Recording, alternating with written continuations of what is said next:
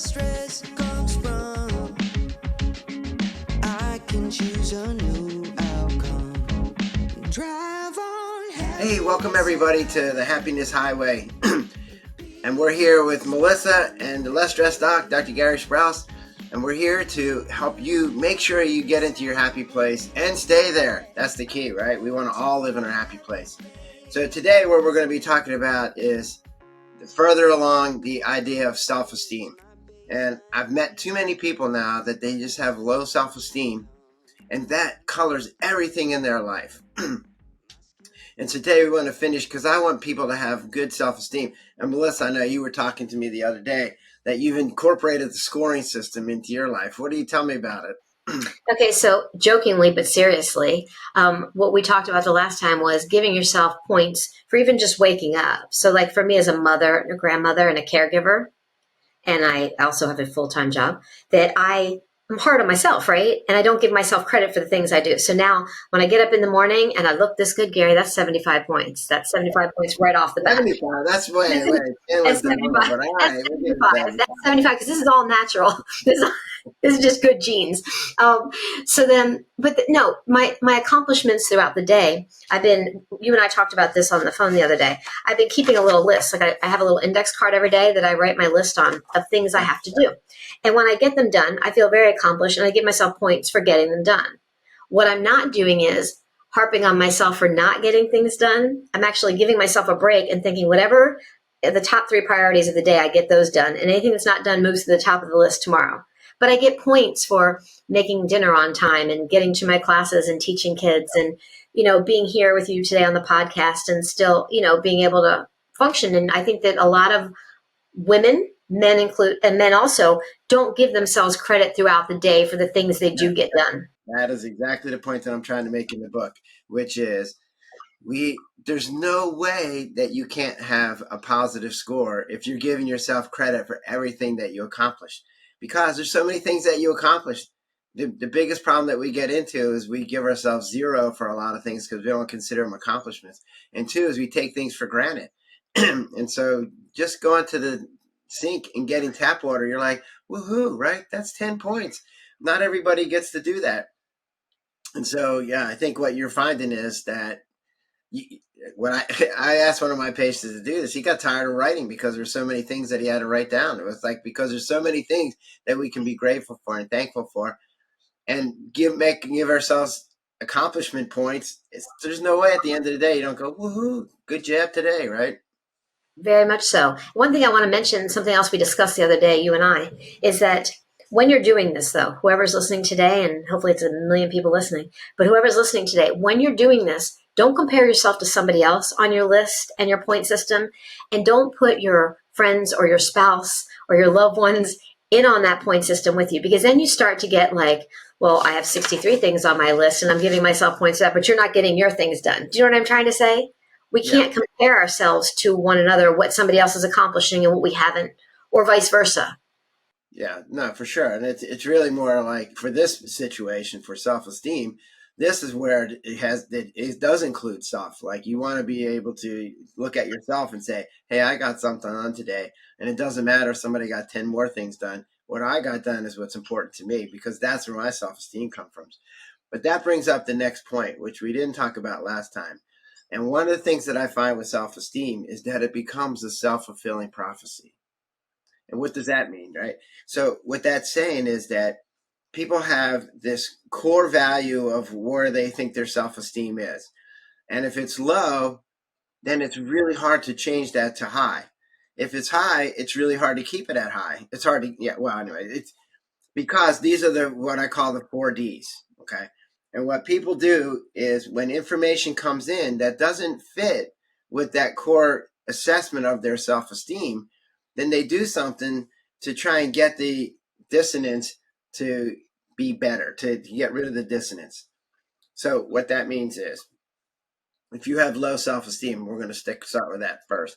If somebody comes along and says, hey, you look really good today, you're like, ugh, my self-esteem is bad. And when that kind of information comes in, that doesn't fit with what I think. And so I have to figure out a way to make that fit with what I think. And so that what I do is what you'll call the 4 Ds. And so what that is it's deny, dismiss, diminish, and deflect. So those are the four things that I talk about. I think that a lot of us, we dismiss those compliments. We just dismiss when somebody praises us for doing something well. When we reach a milestone, we dismiss it if we have low self-esteem, right? You want to start with Yeah, that one that's exactly and what talk I'm about talking about. how that actually works. Right. So say you're diminishing, right? So somebody comes along and say, "Hey, you're looking really good today," and you're like, "Oh, that doesn't make sense." They obviously don't mean that I really look good. That I just like maybe I look a little better than I usually do, but then I can just ignore that comment, or they can deny it. So they can just go, "Oh, that doesn't even make any sense," or they can, like they don't even hear it. It just keeps on going into the conversation, or they can deflect it and they go, "Okay, you think I look good, but let's just talk about the weather." Or Mm-hmm. the last one is where they excuse me, deflect, where they diminish it or dismiss it. One of the things they can do is go, "Oh, well, look, you think I look pretty, but there's got to be some other ulterior motive. Like you want to take me out on a date, or you want to do something else, because it can't be that you really think I look pretty." Mm-hmm. So when people do that, as good information comes into them, they don't get it, they don't hear it, they don't accept it. And so then they can maintain their low self esteem because they can't hear the good stuff. Now, if somebody comes along and says to them, "Hey, you look really crappy today," they go, "Ugh, I hate hearing that, but it's true." And so they don't do anything to change the information. And so Mm-hmm. what happens then with a person with low self esteem is everything's filtering through that, all the information is filtering through. So they're getting rid of all this information that says they're doing well and keeping all the information that's saying they're doing bad, which is where that self-fulfilling prophecy comes from. Because then they just sit around going, "Oh, I'm just bad." And I keep hearing the proof that I'm bad because they can never hear the opposite. So when you switch that around, and you end up with the high self-esteem people, they do the opposite. So if somebody comes along to them and says, "Hey, you look good today," they're like, "Oh, that's what I thought," because it fits. But when someone comes along and says, "No, no, you look like crap today," they're like, "Wait," and they use the 4Ds to say, "No, no, no, that doesn't make sense. You must have you must be looking at somebody else, or let's just talk about the weather, or what other motive do you have for making saying I look bad?" So they do the opposite. So their self-esteem tends to stay high because they hear the good stuff and diminish the bad stuff. And so that's why self-esteem becomes a self-fulfilling prophecy, because as you filter the information, you can maintain whatever it is you're thinking. And so what becomes important is that we have to know that we can change our self-esteem so that you can then start hearing the people when they say good things to you, and you don't just dismiss them or use the 4Ds.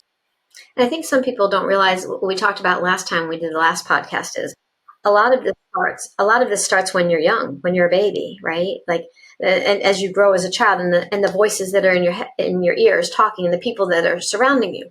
So as we move into adulthood, tell us how we break those cycles for our low self-esteem, and how we can get rid of that dismissal and denial, deflection and diminishing, and really get to that point, like you're talking about the people who have really high self-esteem, because everybody wants to feel like that things just kind of roll off their back, right? Yeah.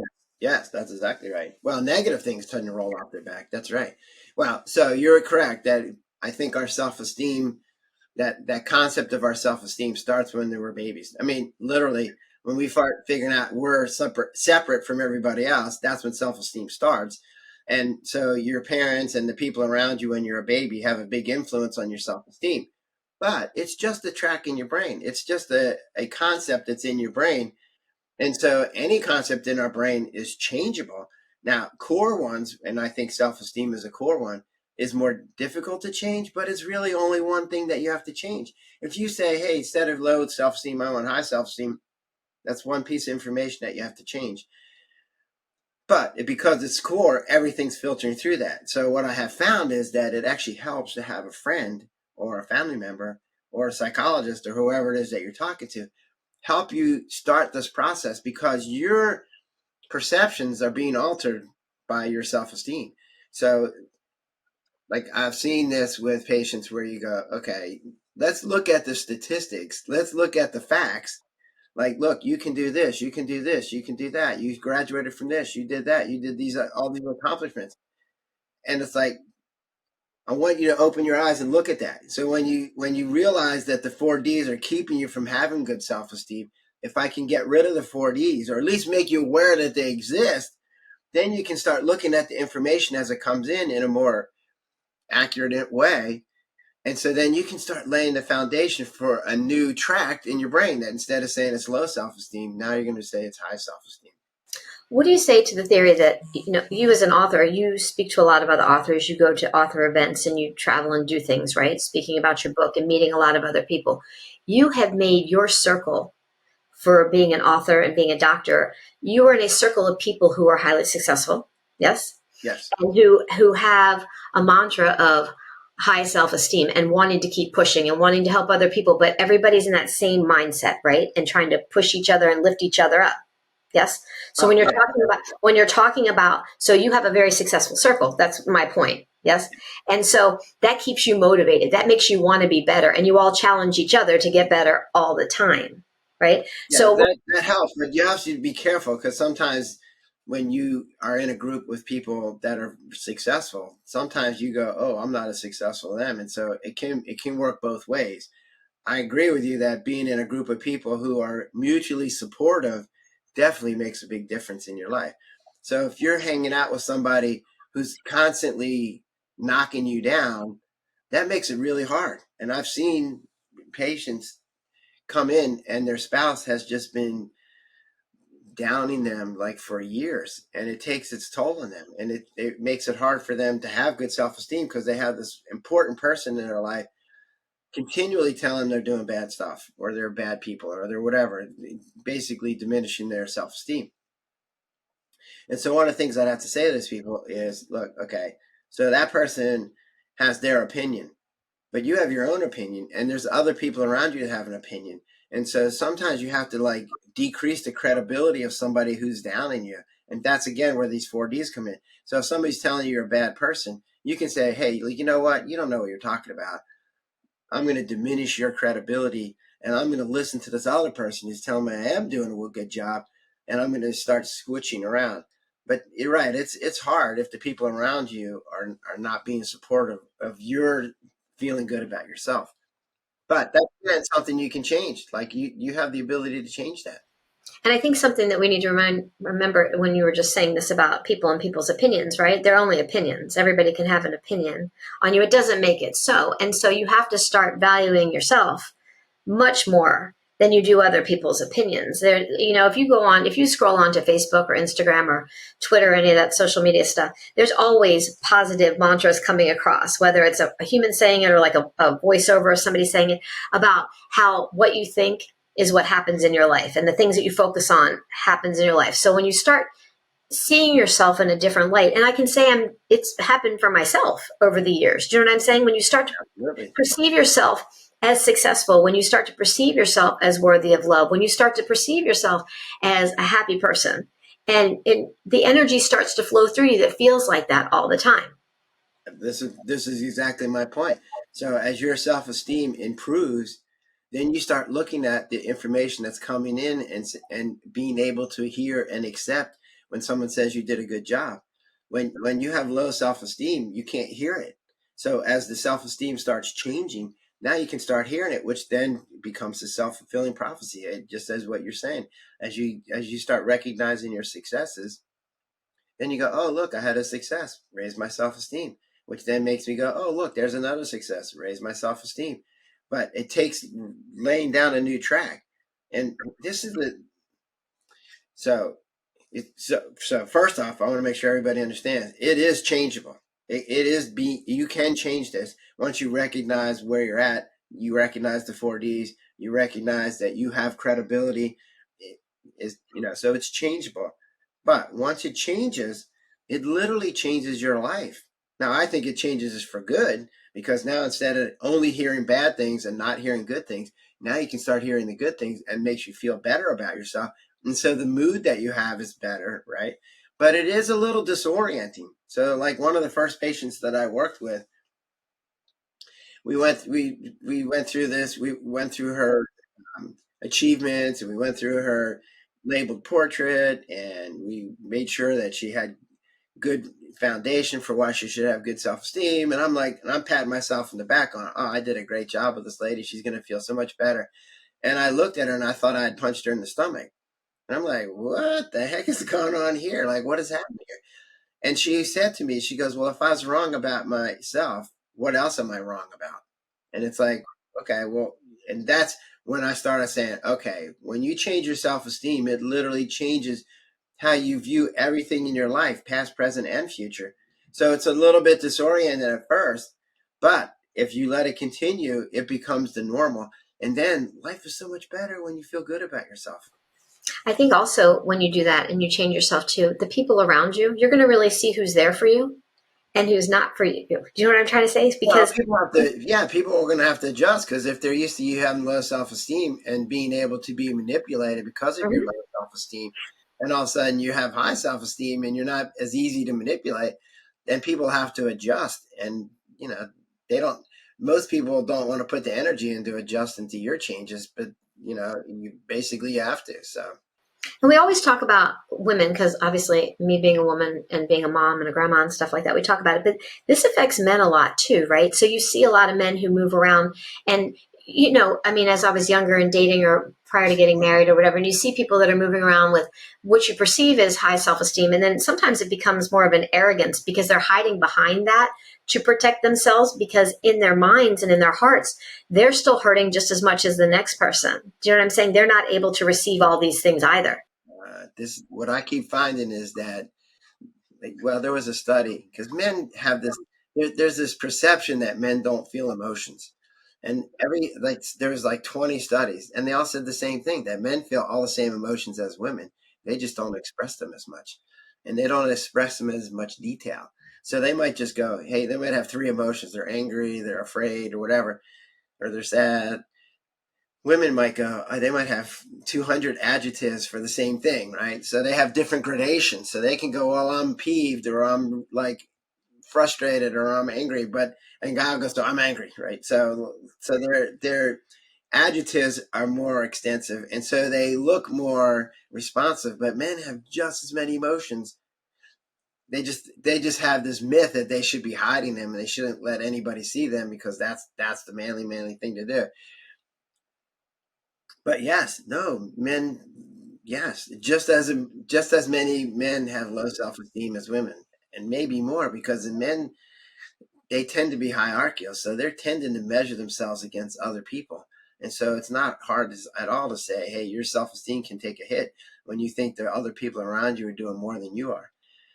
Most definitely. And all this work, it's very humbling. It takes a lot of work. Obviously there's so many different chapters in the book and passages that can help people in your book, step by step, to get us through. Give us a few more pointers on how to actually switch around to having a higher self-esteem. How can we what's the first step in starting to feel better for anybody who's listening today? What's the first step they need to do? Okay. Wow. So I think the first step is starting to take an assessment of where your self-esteem is, because it's one of those core values that you don't really evaluate very often because it's just there, right? 2 is that you have to recognize that it's changeable, because if you don't think it's changeable, then nothing's going to happen. If you just think that's the way it is, then there's no reason to change. So the first step is recognizing where your self-esteem is. The second step is recognizing that it can change. And I think just those 2 steps alone are getting you halfway to getting there. 3, recognize that self-esteem isn't just about self, because the group that you're in has a lot of say in what they consider valuable or not valuable. You have to evaluate the group that you're in, and I think you were alluding to that, is if the group isn't valuing what I value, then maybe I need a different group. Or maybe I need to change the group's idea of what value is, right? And so one of the ways to do that is by looking at your self-credibility meter. And so we have this meter in our head, and if it's for self and you go, okay, well, my opinion is really important, everybody else is not that important, or everybody else's opinion is important and mine doesn't matter that much.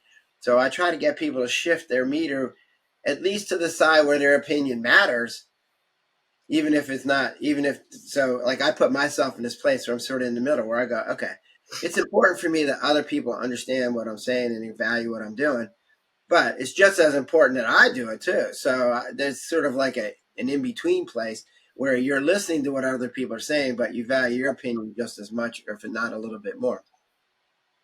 So those are the first couple steps. And then you get to what we talked about last week, where you're starting to keep score of your achievements. Because I think, as much as psychologists like to keep achievements out of your self-esteem, I don't even think it's not possible. Because every time somebody has an accomplishment, they go, "Ooh," they feel better about themselves. And every time they don't, when something doesn't go well, they don't feel good about themselves.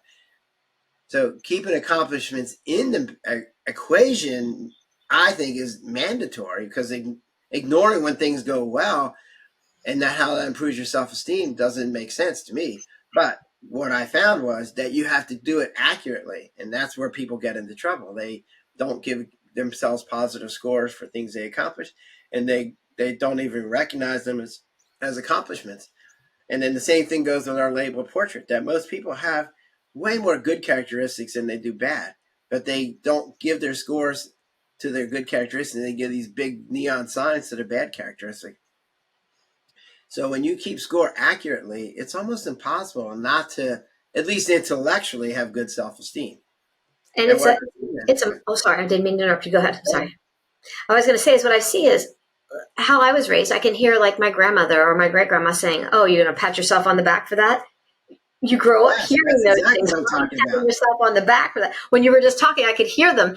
And so we're trained as people not to give ourselves credit for anything. It's an interesting point. I hadn't really thought about that, but you're right. There are a lot of things where we don't want people to get like too big a head, right? Like, "Oh, you got such a big head." Like, yeah, but no. Excuse me. I'm on the tail end of my cold, so I'm hoping it'll go away. No, that's actually a really good point, right? Because society wants us sort of like in the middle. They don't want us too big. They don't want us too small. And it's like, so when you start giving yourself credit for your achievements, yeah, people come along and say, "Hey, why are you doing that? Why are you giving yourself, you're going to get a big head. You're going to get arrogant or whatever." No, that's not true.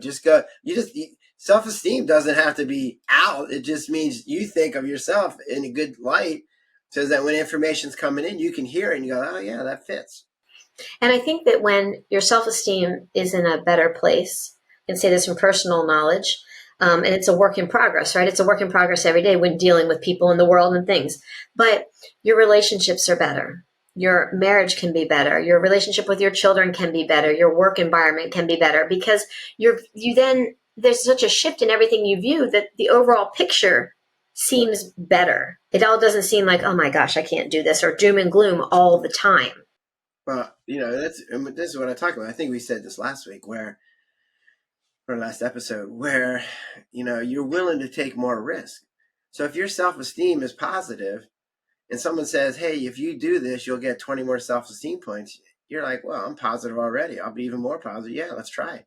But if your self-esteem is on the negative side and someone gives you a chance to get positive, but then they also say, "But it could be even worse," you're like, "Well, I'd rather just stick where I am rather than even risking getting worse." So you're way more likely to take a risk and try to accomplish something because the benefits are there and the side effects are minimized. If you have low self-esteem and you take a risk and you lose, oh my God, that's devastating. And so I don't even want to try. So I think you're absolutely right. It also diminishes people's ability to manipulate you, because a lot of patients, when their self-esteem is on the low side, they're so desperate to have self-esteem or have people like them that they're willing to do things they don't really want to do, because they want those self-esteem points of either saying, "Hey, I'm not a selfish person. I give to others," or "I really want that person's attention because that's critical to me, because without that, then I have like no self-esteem." At least they're willing to stick with me, and like, so you're putting up with all kinds of crap just so they'll stick with you. If your self-esteem goes up, then you're like, "Hey, you know what? I don't need that. Like, get out. Like, I don't need that." One of the things that I can tell you from reading the book, and then I've read it again, and then I read it before we do our podcast, I take something different every time I read it, right? Cool. But one of the things we talked about a couple of weeks ago is that as we get older, and I'm older than I was a long time ago, I'm not going to age myself, but I'm older. I have kids, I have grandkids, so we all can understand I'm older. I'm at the point in my life where I don't want to feel like that anymore, one. And two, I want to live out everything that's inside of me that was given to me as a gift to do, right? I don't want to leave anything on the table. I want to do it all. And so if you're a poker player, you ever watch those people on TV and they're like, I'm all in, and they take all their chips and they shove them all into the thing? Well, that's pretty much where I feel, because my advice is go all in on something. It doesn't have to be a big something, just a small something. Because if you don't try, you don't know. You don't know, and you just stay the same every day. If you fail at it and it doesn't work, or it doesn't work 100%, there's still room to grow, and you're learning as you go, to look at it all as a learning. But at least go all in on something to try to make a difference in your life, because you owe it to yourself, you know? Absolutely. And this is what, so when you recognize that my self-esteem might be not as good as I would like it, and you recognize that it's changeable, and you start making these changes, you get rid of the 4Ds, and you stop dismissing all the information that's coming in as good. You become a scientist where you go, hey, let me look at the information and see where I'm coming from. And I'm trying to get rid of these voices from the past that keep what you're like, just what you said, these voices from the past that hold you back and go and don't let you recognize your accomplishments. And as you gradually start improving your self-esteem, then it becomes this self-fulfilling prophecy. It just keeps growing and growing and growing, which doesn't make you arrogant. It just makes you confident. And so that you're confident, and that's part of the self-esteem, is your self-efficacy. When you have confidence, you go, hey, I can tackle something and I have a pretty good idea and I'm going to be able to do it because I've been able to do it in the past. So why shouldn't I be able to do it in the future? The other thing is, too, you're being a role model. If you have children, if you have grandchildren, if you have nieces and nephews, you have somebody else around you that's living with you, a partner, or a relative, somebody, you're a role model for them who may not feel as good either, to say, hey, you can do it. And you're teaching your children these steps at an early age, because nobody, if we're being honest, nobody taught you and I that. I'm not saying parenting was terrible in our families. I'm not slamming on your mom or my mom or anybody like that. What I'm saying is they didn't have those skills. But we have those skills to teach our kids. They didn't have those, you know what I'm saying? And they didn't have all this self-help things like we have now, and all the things that we have. And so it's important to impart those and to help the next generation of people so they don't have to dig out from under something. They're already there. Yeah, well, I mean, we have, I think we have more, I do have more awareness of what's going on. So I think I'm a better grandparent than I'm a parent, probably because I have more information and more experience. And so, yeah, as we become more aware of situations and our self-esteem and our 4Ds and all these other things, as we become aware of them, then our quality of parenting can improve. I think most parents that I know want their kids to be successful and be happy. They just don't always know how to do it. And so, yeah, this is why. But even if you grow up in a family where things were pretty crappy, you have the ability to change. Humans are amazing. Like our ability to learn is like unbelievable, right? Like I can teach you in 1 second how to do something. If I had to teach a dog how to do something, it might take me all day to figure it out, or maybe all week. But if I'm teaching a human, like in 1 10-second thing, I go, okay, do this. And you're like, that's done. And you're like, oh my God, we're amazing. But the problem is that we can learn it, but it doesn't become automatic. And that's where self-esteem comes in. Like self-esteem is one of those automatic things because it's been going on for so long that we have to change from being automatic to making it conscious. So when you have to sit around and go, I consciously have to think about, hey, the good things that I did. What did I accomplish today? What kind of good characteristics do I have? Do I have confidence that I can try something new? Can I write these kinds of things? And as you do that, the changes will happen gradually, and you start laying down a new track. The old track might be stuck there because I can't get rid of it, but I can have a new track that says, no, what am I talking about? I do have good self-esteem. And you're right, it changes everything that you say for the better. The other thing, and I'll just circle back around to something we talk about every time, which is on my end of things, it improves your overall health, because a lot of times people turn to drinking or medication or overeating or just bad habits when their self-esteem is low, something to soothe that pain, to soothe that hurt within their hearts, to make themselves feel better. And as a doctor, can you address that just for a second? Absolutely. No, that's exactly. This is what I found is, and I used, instead of the word addiction, I used the term stress reducer loop. And we'll talk about that in another episode. But what I find is, just as you said, when people are not feeling good, they're stressed. That's their stress. And they're trying to find a stress reducer. and they find a stress reducer, and the worse they feel, the more powerful it has to be, and the more often they have to use it. And when you combine those two things, more powerful, more often, then you end up with the stress reducer starting to cause problems. So, like, Exactly. if you have one beer in a night, not going to be a big deal, probably, right? If you have 30 beers a night, that's going to lead to trouble. And so, like, so somebody who's got worse self-esteem, they're going to drink 30 beers, not one, because one isn't enough. They need 30, or they need something stronger than beer, or like they need whiskey or whatever. And so, the more powerful and the more often leads to trouble.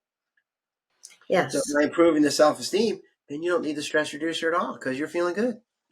And then any pointers you want to give to the people again before we? Okay. So the 4 Ds are: there's denial, where you just kind of ignore what somebody said. There's diminish, where you go, okay, hey, you said something really good, but I know that that's not really accurate. You can deflect, where you just kind of ignore, you just kind of go, okay, I hear what you're saying, but not really. But let's talk about the weather. And then there's the, uh, dis, diminish or dismiss, where you go, okay, you know what? You must have some other reason, some other agenda going on for why you're saying this. And they keep you in that low self-esteem cycle. And so by getting rid of the 4 Ds, then you can start hearing the information more accurately. And again, I think you might need help with that because you've been at it so long, looking at it a certain way, that you might need help trying to start looking at it in a different way. And I know you have this concept of the happy place society or community, something like that for people, right? You want to touch base on that? Yeah, that's a new thing that I'm working on, right? So what I've seen is that, like, if you read this book or you listen to our podcast and you try to make the changes by yourself, there's a struggle because what I think you said this is like the people around you have to adjust, and they might not be so willing to adjust to the changes that you're making. But if you're in a group where everybody's making the same changes, well, then it gets a lot easier. So I'm coming up with this idea of a happy place society where people can join and be a part of that happy place society where everybody's trying to do the same thing. So if everybody in the group is trying to improve their self-esteem, that means I'm going to help you with your self-esteem and you can help me with my self-esteem. Guess what? We all get to win, right? We all get better self-esteem. So I'm liking this idea of the happy place society where we can use the community's help to improve ourselves individually, but also improve each other by working together. That's an amazing concept because it does draw back to what I said before about having that support system. And if you sometimes it just takes hearing someone else's story and then seeing what they've accomplished, right? Because you always think when your self-esteem is low or you're going through problems, you always think that your problem is the worst problem ever. Yeah, Yes. for sure. And sometimes they are. I mean, obviously it feels that way for ourselves when we're going through them, right? So not to invalidate anybody's feelings, but what I'm saying is sometimes when you hear somebody else's story that could be 50,000 times worse than anything that you've gone through, it gives you that perspective. And then when you see that they've come out of it and you see that they've made a way where there seemed no way to get out of it and they're successful now and they feel good about themselves and they're healthy and they're helping other people, that's an amazing thing to happen. That's called hope, right? Like I just had a patient last week that I met, and when I met him, he had no hope. He thought this, like, where he was at was the way he was going to be, and like when you have no hope, that's bad. Hope hope is really important for people. So people can have really crappy lives, but if they have the hope that it's going to get better, that keeps them engaged and at least trying to get better. If they have no hope, that's bad. And so what I see with those kinds of stories is they go, oh, look, there was a person who was in a really bad place and he got better. That gives me hope that maybe I can get better too, which is critical, right? At least, so I met him again last night, and like it was amazing to see the difference that we instilled some hope in him, and this week he's so much better. That's fantastic. And sometimes it is just being able to see something down the road. You know, the old adage, the light at the end of the tunnel. Absolutely. That's what I grew up hearing from adults, right? But just having something that you can visualize, okay, if I do X, Y, and Z, I'm going to get to this step. And it is taking it, like you talk about in your book, taking it in increments and giving yourself the points for it and giving yourself credit for the things that you do and not drawing down on yourself all the time to say, hey, I didn't get this done. And then you push yourself back further. You want to take, we don't want 6 steps forward and then 26 back. We want 6 steps forward and then tomorrow 6 steps forward, right? To that better place. And I think when you talk about hope, you know, I mean, we've talked about this a lot, you and I, over times where people are, you don't use addiction, but are in that stress reducing loop, or when people are suicidal and things like that, and they don't see any hope. There's no hope left anymore. So I might feel bad today. I don't know what today, the rest of the day is going to bring. And I may feel bad later today. Who knows? Who knows? But I know that I have hope that tomorrow is a new day and I get to start over again. And I get to, make that day how I want it. And the other thing I wanted to say is when you're talking about all these things too, you get to choose. You keep saying it, but I'm going to hit on that one more time. You get to choose how you feel. Happiness is a choice. Success is a choice. Yep. I say this jokingly, but like if you watch actors and actresses, I watched this actress that went through 4 emotions in like 30 seconds without even saying a word, right? You could see 4 different emotions. And I'm like, that is an amazing skill. Well, guess what? We all have the same skills. We might not be as good as her, but we all have the ability to pick and choose the emotions that we have at any given time. We can change our state and say, hey, I don't want to be like that anymore. But I do find that self-esteem is one of those critical inner core beliefs that colors everything that happens to us. And so by changing that, that can make a big difference in everyone's life. And I know you're probably going to say, Melissa, what are you saying right now? But I'm going to say something because I've known you for a long time. The book that you've written, obviously, is to help a lot of people and what you've seen along the way in helping a lot of people as a doctor. But I bet you any amount of money, and I'm going to ask you, and I'm going to kind of say it rhetorically, that this book has helped you as well, right? Writing this? I was talking to somebody the other day, and I was like, yeah, like when I already tell my patients that I'm writing this book on how to have less stress, they go, oh, I need that book.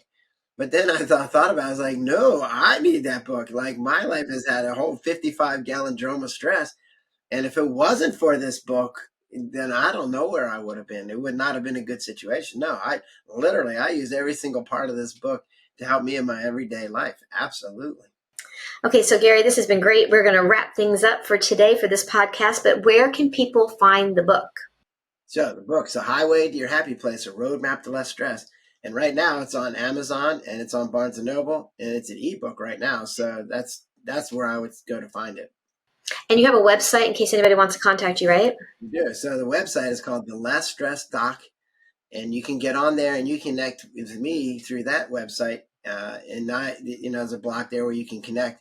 And then if you have a question or you have a comment, let me know. I'd love to hear from you. Thanks for having me on today. And we're going to do this again next month, right? Yeah, every time you do that, I know you're just locking me in. Yes. That's a commitment. Yes. That's a choice. Have a choice. Yes, I will be here next month. Thank you for having me today, and continued success to everybody. And remember, it just starts with the first step, you guys. Just one small step today. So thank you for listening, and I am always honored that people will listen to what we have to say. But I hope that it really helps you. That's really the key.